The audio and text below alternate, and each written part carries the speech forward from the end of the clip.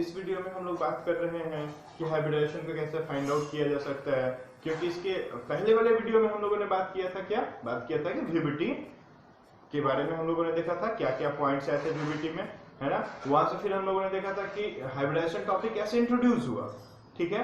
अभी हम लोग बात करेंगे कि हाइब्रिडाइजेशन को कैसे फाइंड आउट किया जा सकता है। हाइब्रिडाइजेशन अगर आप फाइंड करते हो, ठीक है, तो आप बिलीव करो 60% क्वेश्चंस आपके 60% क्वेश्चंस प्रीवियस ईयर आईआईटी में हाइब्रिडाइजेशन के टॉपिक से सॉल्व होने वाले हैं, है ना। हम लोग देखेंगे जब हम लोग क्वेश्चन सॉल्व कर रहे होंगे तब। अभी हम लोग बात करते हैं कि हाइब्रिडाइजेशन को कैसे निकाला जा सकता है। आपको हम दो मेथड्स बताते हैं, एक आपके बोर्ड एग्जाम के लिए मेथड बताते हैं और एक आपके जेईई एग्जाम के लिए मेथड बताते हैं, ठीक है। देखिए आप, हम लोग बात करें how to find out hybridization, how to find out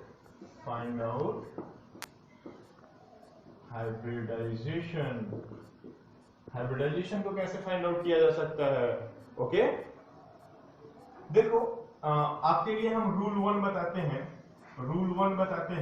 rule 1 जो होगा वो आपके बोर्ड एग्जाम्स के लिए होगा, ठीक है।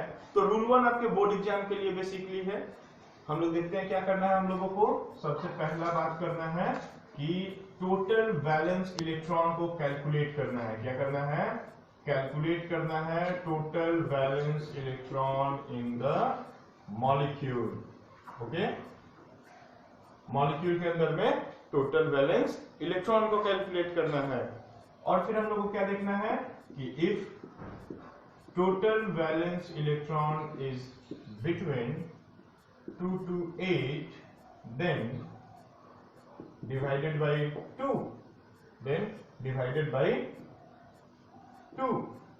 ठीक है। अगर टोटल वैलेंस इलेक्ट्रॉन क्या है 2 और 8 के बीच में कहीं भी है तो हम लोग डिवाइड करेंगे उसको 2 से।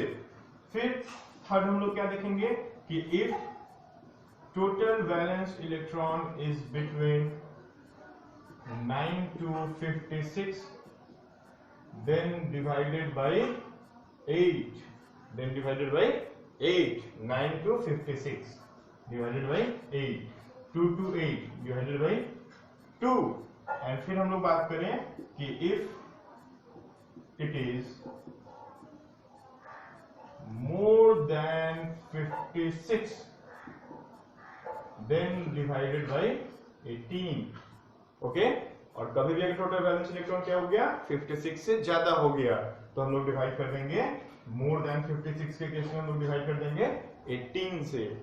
ओके, फिर हम लोग क्या करेंगे कि हम लोग इस डिवीजन के मेथड को रिपीट करते रहेंगे। तब तक हम लोग डिवीजन के मेथड को रिपीट करेंगे जब तक कि हम लोगों का जो रिमाइंडर है वो रिमाइंडर 0 या 1 ना हो जाए, है ना। तो हम लोग क्या बोलेंगे कि repeat the division till the remainder becomes 0 और 1, जब तक रिमाइंडर 0 या 1 ना हो जाए, है ना। तो हम लोग वैसे रिपीट करते रहेंगे रिएक्शन को। फिर क्या करते हैं लास्ट में हम लोग के क्वोशेंट निकलते हैं, तो क्वोशेंट अगर 1 है, क्वोशेंट कोई और भी है 2 भी है, उसको ऐड कर दो, और कोई क्वोशेंट आता है तो उसको भी ऐड कर दो, लास्ट में रिमाइंडर को ऐड कर दो, है ना। और इज इक्वल टू क्या होता है हाइब्रिड ऑर्बिटल होता है, ठीक है। आप क्या करोगे क्वोशेंट 1 ऐड करोगे, क्वोशेंट 2 ऐड करोगे, और कोई क्वोशेंट है उसको भी ऐड करो, इसके बाद रिमाइंडर को ऐड करो, और टोटल ऐड करने के बाद जो निकल के आएगा वो कहलाएगा हाइब्रिड ऑर्बिटल, ठीक है। फिर देखते हैं हम लोग क्या कि हाइब्रिड ऑर्बिटल्स कितने तरह के होते हैं। देखो लास्ट वीडियो में हम लोगों ने बात किया था कि हाइब्रिड ऑर्बिटल्स कितने तरह के होते हैं। हाइब्रिड ऑर्बिटल्स आपके होते हैं, हाइब्रिड ऑर्बिटल्स होते हैं कैसे, देखो एक चार्ट हम लोग एक चार्ट जो लास्ट वीडियो में बनाए थे, क्या था, हाइब्रिड ऑर्बिटल का number and type of hybridization, के ऊपर में हम लोगों ने एक चार्ट को लेकर के बात किया था। आज फिर से हम लोग उसको थोड़ा देखते हैं। अगर हाइब्रिड ऑर्बिटल का नंबर 2 है तो हमेशा हाइब्रिडाइजेशन कितना होता है sp, अगर हाइब्रिड ऑर्बिटल का नंबर 3 है तो हमेशा हाइब्रिडाइजेशन क्या होता है sp2। अगर ये 4 है तो 4 के लिए sp3, 5 के लिए sp3d, 6 के लिए sp3d2 एंड 7 के लिए sp3d3। ऐसे होता है आपका। ठीक है, अभी हम लोगों को इतना पढ़ना है, फिर हम लोग कुछ और टाइप के हाइब्रिडाइजेशंस देखेंगे जब हम लोग कोऑर्डिनेशन कंपाउंड के ऊपर बात कर रहे होंगे। तो अभी हम लोग देखते हैं कि अगर हाइब्रिड ऑर्बिटल का नंबर आपका निकल के आता है 2 तो हाइब्रिडाइजेशन sp रहता है, 3 के लिए sp2, 4 के लिए sp3, 5 के लिए sp3d, 6 के लिए sp3d2 एंड 7 के लिए sp3d3 आपकी हाइब्रिडाइजेशन की टाइप होती है। ठीक है, तो हम लोग एक एग्जांपल देखते हैं। इस मेथड को आप फुल्ली कहां पे अप्लाई करोगे? अपने बोर्ड एग्जाम्स के लिए, स्कूल एग्जाम या बोर्ड एग्जाम में अगर हाइब्रिडाइजेशन के ऊपर क्वेश्चंस आते हैं। ठीक है, तो हम लोग एक एग्जांपल देखते हैं। सपोज हम लोगों को हाइब्रिडाइजेशन निकालना है HNO2 कंपाउंड का। ठीक है, HNO2 कंपाउंड का अगर हमको हाइब्रिडाइजेशन निकालना है तो हम क्या देखेंगे? टोटल बैलेंस इलेक्ट्रॉन कैलकुलेट करेंगे। सबसे पहला बात देखो, हम लोगों ने अभी बात किया था कि सबसे पहले क्या कैलकुलेट करना है? Total balance electron. तो टोटल बैलेंस इलेक्ट्रॉन कैसे कैलकुलेट हो जाएगा? देखो ये है 1, इसका बैलेंस इलेक्ट्रॉन है 5 और इसका बैलेंस इलेक्ट्रॉन है 6 और 2 ऑक्सीजन है तो इनटू 2 कर दो। ठीक है, तो कितना हो गया आपका? आपका हो गया 12, 5, 17 एंड 1, 18। टोटल बैलेंस इलेक्ट्रॉन कितना आया? 18। तो हमने बात किया था कि अगर 2 to 8 रहे तो डिवाइडेड बाय 2, 9 to 56 रहे तो डिवाइडेड बाय 8। तो हम लोग क्या करेंगे? 9 to 56 में ये वैल्यू आ गया तो 18 को डिवाइड कर देंगे किससे? 8 से। 8 to 16, 2 आया। फिर देखो हमने बात किया था, क्या बात हम लोग किए थे अभी? कि हम लोग डिवीजन के मेथड को रिपीट करते रहेंगे जब तक कि मेरा रिमाइंडर क्या हो जाए? जब तक मेरा रिमाइंडर 0 या 1 ना हो जाए। तो अभी हमको किसको डिवाइड करना है? 2 को डिवाइड करना है। तो 2 को डिवाइड करने के लिए हम लोग के पास क्या था? 2 to 8 अगर रहा तो 2 से डिवाइड करना था। 2 से डिवाइड करना है तो 2 से डिवाइड कर देंगे। 2 1 जा 2, 0 हो गया आपका रिमाइंडर। तो आपका रिमाइंडर 0 हो गया। तो रिमाइंडर 0 हो गया तो आप क्या देखोगे कि quotient 1 plus quotient 2 plus remainder आप ऐड कर दो। 2 प्लस 1 प्लस 0 कितना आ गया? 3 आ गया, मतलब sp2 हाइब्रिडाइजेशन। 3 के लिए sp2 हाइब्रिडाइजेशन। ओके, तो ऐसे आपका हो गया। देखिए निकल गया आपका हाइब्रिडाइजेशन। ऐसे ही अगर एक और कंपाउंड हम लोग ले लेते हैं, हम लोग एक और एग्जांपल देखते हैं। यहाँ पे एक एग्जांपल देखते हैं, that is suppose H2SO4। Okay, H2SO4 देखते हैं कि क्या है आपका, कैसा है हाइब्रिडाइजेशन इसका। तो H2SO4 का हाइब्रिडाइजेशन अगर देखना है तो आप देखो टोटल बैलेंस इलेक्ट्रॉन कैलकुलेट करो। तो इसका 2, इसका कितना है? सल्फर का 6 और ऑक्सीजन का होता है 6 एंड इनटू 4 हो जाएगा क्योंकि 4 ऑक्सीजन है। ओके, तो कितना हो गया आपका? देखो 32 टोटल आ गया इलेक्ट्रॉन्स। यहाँ पे टोटल इलेक्ट्रॉन्स कितने हो गया? 32। ठीक है, तो 32 हो गया। तो अभी हम लोग कैसे डिवाइड करेंगे? 9 to 56 देन डिवाइडेड बाय 8। तो ये 9 to 56 का बीच का वैल्यू है। तो 32 को डिवाइड करेंगे किससे? 8 से। 4 जा 32, रिमाइंडर 0। देखो Q1 मिला आपको ये और R मिला ये, तो Q1 एंड R को ऐड कर दो तो क्या हो गया? 4 मतलब कौन सा हाइब्रिडाइजेशन? sp3 hybridisation. और देखो ये जो 0 आ रहा है ना, इस 0 से आप बता सकते हो कि वहां पे जो लोन पेयर है वो कितना है? कुछ भी नहीं है, लोन पेयर 0 है। ये 0 बताता है कि लोन पेयर 0 है। तो आपका 4 आया मतलब sp3 हाइब्रिडाइजेशन हो गया। एक और एग्जांपल को हम लोग देख लेते हैं। ठीक है, देखो ये सब चीजें क्लियर हो रही है ना? इन सब चीजों को बहुत ही इजी वे में आप लो और बहुत ही इजीली आप हाइब्रिडाइजेशंस को फाइंड आउट करो। ठीक है, बहुत इजी है निकालना, कोई जरूरत नहीं है ज्यादा मेथड्स में पढ़ने का और बिल्कुल भी प्रेशर नहीं लेना है। हम लोग बैठे हैं ना इधर में, कोई दिक्कत नहीं है। क्या करना है हम लोग को? अगला एक कंपाउंड सपोज हम लोग ले लेते हैं PCl3 कंपाउंड। इसका एग्जांपल निकालना है। ठीक है, तो क्या हो जाएगा? 5 प्लस फास्फोरस का आउटर ऑर्बिट में 5 इलेक्ट्रॉन और Cl3 है। Cl3 का आउटर ऑर्बिट में कितना इलेक्ट्रॉन्स होता है? 7 इलेक्ट्रॉन्स होता है और 3 है तो इंटू 3 कर दो। ठीक है, तो कितना हो गया आपका? देखो 26 आ गया। फिर वैल्यू कहाँ गया आपका? 9 to 56 के मिड में गया। तो आप इसको डिवाइड कर दो 26 को 8 से, है ना? तो 8 3 जा 24, 2 आ गया। तो तो आप क्या करो, 2 को फिर डिवीजन दो, किसके साथ डिवीजन दोगे, 2 के साथ डिवीजन दो आप इसको, तो कितना बार में जाएगा, 1 बार में, 2 क्या गया 0, तो देखो तो क्या आ गया आपका Q1 हो गया 3, 1 एंड 0, कितना आया 4, 4 मतलब sp3 हाइब्रिडाइजेशन, 4 मतलब sp3 हाइब्रिडाइजेशन, तो PCl3 आपका क्या है, sp3 हाइब्रिडाइजेशन के साथ है, देखो एक तो लोन पेयर है इसके पास, ओके।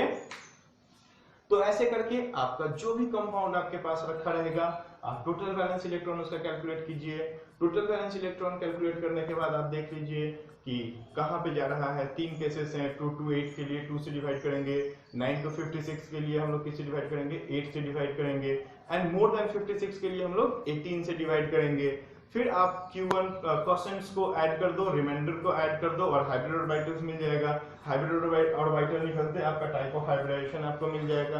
तो बहुत ही इजी वे में आप इधर से कैलकुलेट कर सकते हो हाइब्रिडाइजेशन को। फिर हम लोग बात करते हैं कि ऑर्गेनिक कंपाउंड्स के हाइब्रिडाइजेशन कैसे निकाल सकते हैं, ठीक है। तो उसके पहले रूल 2 पे थोड़ा ध्यान देते हैं, ठीक है। हम लोग का जो रूल 2 है, रूल 2 जो है, इस रूल को बेसिकली आप यूज कर सकते हो जेई एग्जाम में। बहुत ही क्विक रूल है, लेकिन थोड़ी प्रैक्टिस की जरूरत पड़ती है मॉलिक्यूलर स्ट्रक्चर के ऊपर में। जाओ और जाकर के मॉलिक्यूलर स्ट्रक्चर का वीडियो देखो और वहां से मॉलिक्यूल्स के स्ट्रक्चर प्रैक्टिस करने का कोशिश करो। मॉलिक्यूल्स के स्ट्रक्चर प्रैक्टिस, हाइब्रिडाइजेशन के लिए तुमको पेन पेंसिल नहीं टच करना होगा। बिना पेन पेंसिल टच किए हुए तुम हाइब्रिडाइजेशन, टाइप ऑफ हाइब्रिडाइजेशन बताओगे कंपाउंड्स का, लेकिन मॉलिक्यूलर स्ट्रक्चर क्लियर रहना चाहिए, एकदम क्लियर रहना चाहिए। यूं सेकंड्स में आंसर दोगे आईआईटी के क्वेश्चंस का, ठीक है। क्या है भाई, रूल 2। रूल 2 अगर हम लोग देखें तो क्या होता है, hybrid orbital is equal to number of sigma bond on central atom, number of sigma bond on central atom plus number of lone pair on central atom. बस आपको ये बात ध्यान में रखना है, सिर्फ ये एक formula, hybrid orbital is equal to number of sigma bond on central atom plus number of lone pairs on central atom. अब बस इस चीज के ऊपर में थोड़ा सा ध्यान रखो, बस इजीली कैलकुलेट हो जाएगा। सपोज मान लो अभी हम लोगों ने किसका कैलकुलेट किया था, HNO2 का कैलकुलेट किया था, है ना। HNO2 स्ट्रक्चर कैसा है, N double bond O OH and lone pair, ठीक है। नंबर ऑफ सिग्मा बॉन्ड्स देखिए, 1 sigma 2 sigma 2 sigma, number of lone pair देखिए 1, कितना है 3 मतलब sp2, अभी आया था ना थोड़ी देर पहले। फिर हम लोगों ने H2SO4 देखा, H2SO4 देखा, कैसा है स्ट्रक्चर इसका, ये है आपका H2SO4 का स्ट्रक्चर, ठीक है। नंबर ऑफ सिग्मा बॉन्ड देखिए ऑन सेंट्रल एटम, कितना है 1 2 3 एंड 4, कितना सिग्मा है 4 सिग्मा है। लोन पेयर कुछ भी नहीं है, लोन पेयर्स क्या हो गए, कोऑर्डिनेट हो गए, तो लोन पेयर 0, तो कितना आ गया 4 मतलब sp3। देखिए अभी हम लोगों ने कैलकुलेट किया था।